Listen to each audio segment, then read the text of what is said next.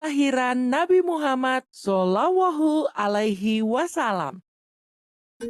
Mekah yang semula hanya ditinggali oleh Hajar dan Nabi Ismail, seiring dengan berjalannya waktu, berubah menjadi sebuah negeri yang besar.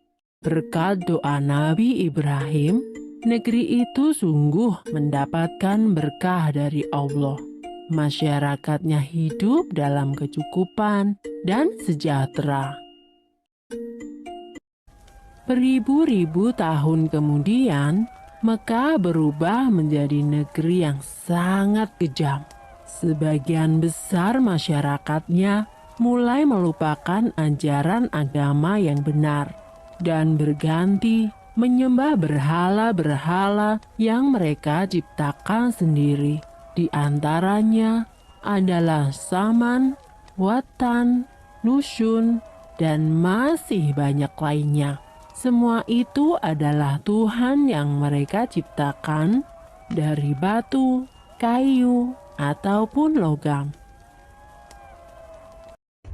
Kaum Quraisy menganggap harta adalah segalanya. Bagi yang memiliki harta paling banyak, dialah yang akan menjadi pemimpin.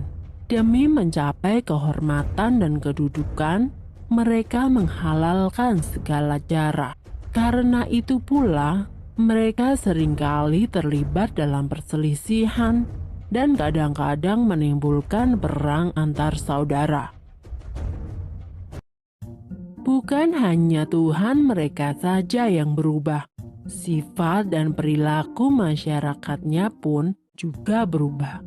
Kaum Quraisy yang secara turun-menurun menguasai Mekah dan Ka'bah mulai membentuk kelompok masing-masing.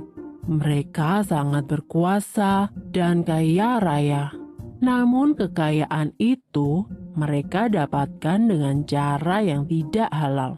Merampok, memeras rakyat kecil, berjudi, curang dalam berdagang, dan perbudakan yang sangat kejam. Zaman di mana kaum Quraisy hidup dengan cara yang kejam disebut zaman jahiliyah. Pada zaman itu, ada seorang wanita soleh bernama Aminah.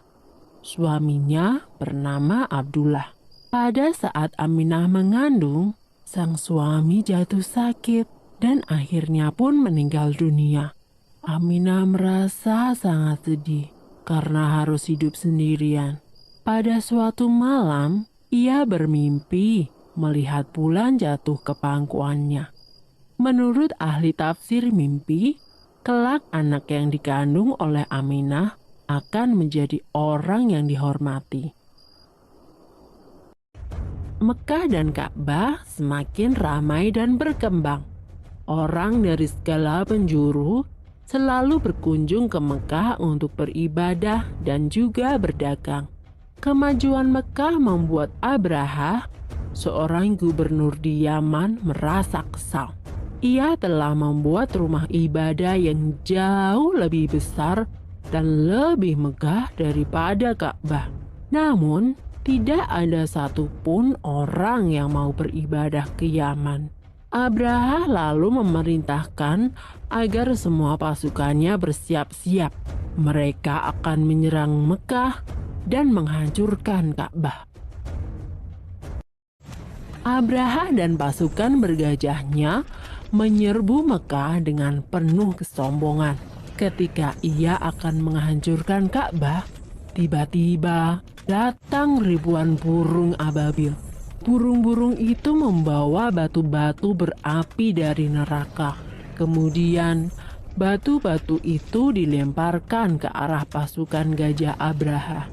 Dalam sekejap mata, pasukan Abraha berhasil dikalahkan dan Ka'bah pun dapat diselamatkan. Tahun itu kemudian disebut dengan Tahun Gajah. Pada Tahun Gajah itu pula, Aminah melahirkan putranya. Ia memberikan nama Muhammad, sebuah nama yang tidak lazim untuk anak-anak kaum Quraisy. ialah Nabi Muhammad, nabi terakhir yang diutus oleh Allah. Ia dilahirkan pada hari Senin, 12 Rabiul Awal tahun Gajah. Selesai. Sumber dalam Al-Quran terdapat dalam surat Al-Fil ayat 1-5 yang artinya, apakah kamu tidak memperhatikan bagaimana Tuhanmu telah bertindak terhadap tentara bergajah? Bukankah Dia telah menjadikan tipu daya mereka untuk menghancurkan Ka'bah itu sia-sia? Dan Dia mengirimkan kepada mereka burung yang berbondong-bondong, yang melempari mereka dengan batu berasal dari tanah yang terbakar. Lalu Dia menjadikan mereka seperti daun-daun yang dimakan ulat.